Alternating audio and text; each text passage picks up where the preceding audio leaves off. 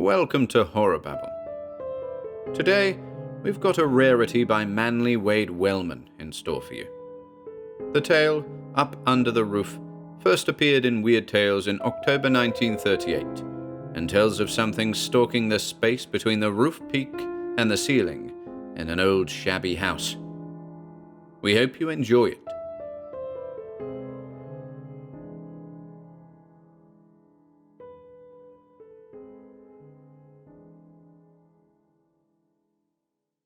Up Under the Roof by manly Wade Wellman.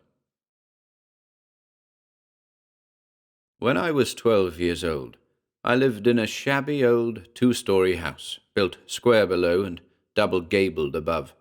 The four gables contained an upstairs room apiece, each facing a different direction, and the entire four making a cross, with a hall and stairwell at the center. The front and side rooms were sealed and plastered and calcimined for bedrooms, but the unfinished rear one held only trunks, boxes, and broken furniture. This part of the house was hot and dusty, and opened right up to the peak of its gable. Directly above its doorway to the central hall gaped an empty dark triangle leading into the slant-sided cave above the bedroom ceilings. This lumber room was called the garret, though it was not a real garret. The real garret was that dark space up under the roof. I was the youngest person in the house by more than a decade, and my youth offended everyone bitterly. I was constantly reminded of my childish stupidity and inexperience. Nobody felt that years would mend me, and in time I grew to share that opinion. I tried never to make a statement or venture an opinion that had not been voiced previously by one of my elders. Even at that, I came in for plenty of snubs and corrections, and learned to withdraw into myself.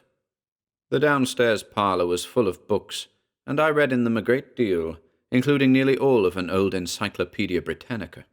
This taste for reading attracted some curious attention on the part of my guardians. Occasionally, one of them would suggest to the others that I might be trained for the law or the ministry.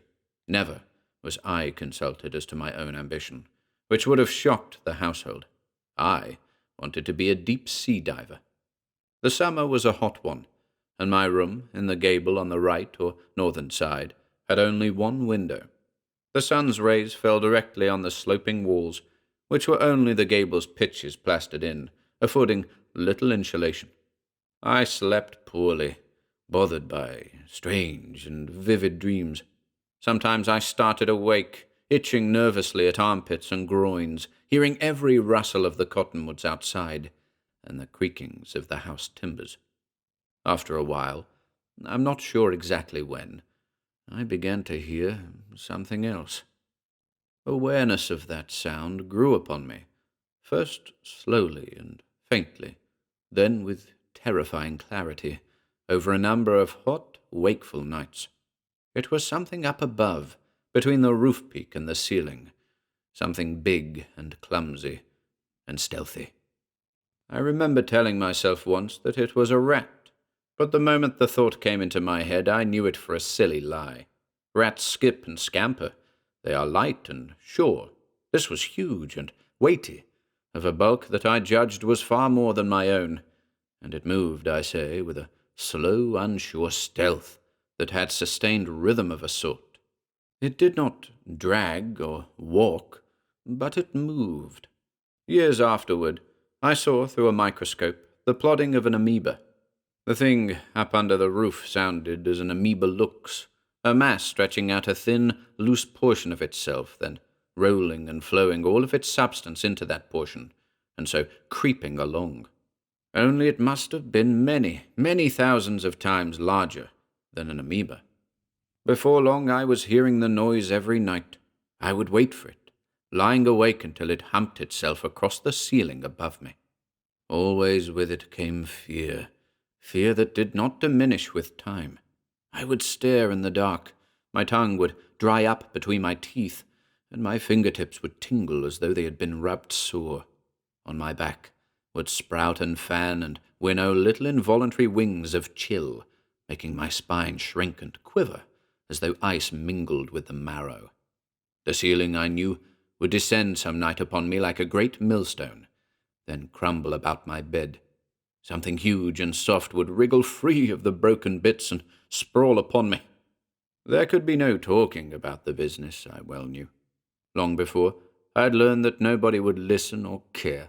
As I have said, I was resented by the other dwellers in that house. Once, when a neighbor boy of 15 gave me a terrible beating in the front yard, everyone watched from our front windows, but none stirred to help me, not even when I thought I would fall dead at my enemy's scornful feet. When, tired of pulping my face with his knuckles, he turned away at last, I dragged myself in and was tongue-lashed on all sides for an hour. Today I cannot remember exactly what was urged against me, but the tears I had not shed for pain welled forth under the scolding. Things like that made me hesitate about asking for help. One morning I did inquire at breakfast if the others had heard anything strange, but I was only reprimanded for interrupting a discussion of local politics. That night the noise was louder and more terrifying than ever. It began above some other room, and then it trundled along my ceiling, slower and still slower, until it paused just over my bed. It seemed to me at that moment that the lath and plaster were no tighter or stronger than a spider web, and that the entity was incalculably more awful than the prince and father of all spiders. It crouched there, almost within reach of me, gloating and hungering, turning over in its dark mind the problem of when and how to take hold of me. I could not have stirred from my bed, could not have cried out even. The thing and its fear were with me always, night after night and week after week, until a day past the middle of the summer, a dark and rainy day when it did not wait for nightfall. I was alone in the house, tired of hearing the rain and the swish of wet leaves outside. I had exhausted the books in the parlor, and remembered a stack of illustrated magazines, very old, in the lumber room. I climbed the stairs. The lumber room was unthinkably ugly and close, with a sort of brown light reflected by the unpainted joists and the insides of the shingles. I found the magazines, and began to pore through them. All had been silent, except for the rain outside. But, in the midst of my searchings, there came a hump, hump from overhead, from the opening that led above the ceilings. Something sly and heavy was there, looking down upon me. But in one scrambling moment I had fled downstairs and to the front door. It was no swelling of courage that made me pause before rushing out, only a sensible, if hopeless, consideration of what must follow. I could leave the house and mope in the rainy street until someone came back. Then I would have to come back too, and in time I would have to go to bed. Then the creature that made the noise would come down. It would wait no longer, for it had seen me in my tortured terror. It would flow to the floor, through my door, and creep into bed with me. I would know how it looked, what color it was, and what it wanted with me. A cold determination came, I know not whence, stiffening my limbs and neck like new sawdust poured into an empty doll. I walked slowly back through the house to the foot of the stairs. There I paused, trying to lift myself to the bottom step. I could not, and turned and walked to the back porch. There, upon the wood box, lay a hand-axe. It was dull and rusty, and wobbled upon its helve, but I took it, and this time I mounted the steps, slowly, one after another, with long, tight breaths between. The old boards creaked under my feet, as if aghast at my foolish daring. I reached the upper hall, and went back into the lumber room. It had turned darker than when I had first come to find the magazines. I made myself look up at the triangular opening, and that took a mustering of all my willpower. But there was nothing to see. I stuck the handle of the axe into the waistband of my knickerbockers, and dragged a heavy, dust-laden old bureau over against the wall by the door. On that I placed a broken chair, then a candle-box precariously on end. At last I climbed up on the bureau, up on the chair, up on the box. My chin came level with the threshold of the black cavern. It was like gazing into a pool of ink. I got hold of a cross-timber and drew myself slowly up. The candle-box tipped over, and fell from beneath my feet, striking the floor of the lumber room with a crash like an explosion. But next moment, I had dragged myself up inside the loft. The roof peak was so low above my head that I could barely rise to my knees.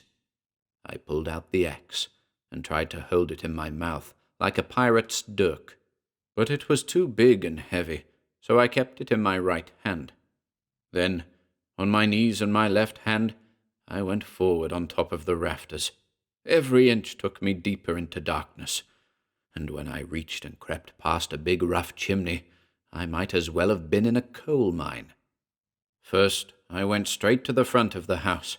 I felt all along the wall and into the corners. Then I dragged myself around. I could see the light at the far end, partly obstructed by the chimney. Crawling back, I explored gropingly the space above the south bedroom. Last of all, I drove myself into the chamber above my own room, where I had always heard the sounds. I found nothing. I always finish with those 3 words when, grown up enough to be listened to, I told this story in after years. But I knew then, and I know now, that there was something, or that there had been something. Until I drove myself to face it, that something had been a mortal peril. Had I done anything else, it would have come looking for me. What would have followed, I am sure nobody can think. But from that time forward there was not the slightest murmur of noise up under the roof. I grew to sleep so soundly that I had to be shaken in the mornings. Nor did I ever know fear again, not even in the war.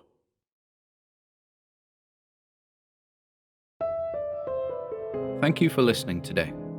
If you'd like to support our work here at HorrorBabble, be sure to check out the video description below, where you'll find links to our Bandcamp and Patreon pages, our merch store over at Teespring, and further information relating to our releases on Audible, iTunes, and Spotify.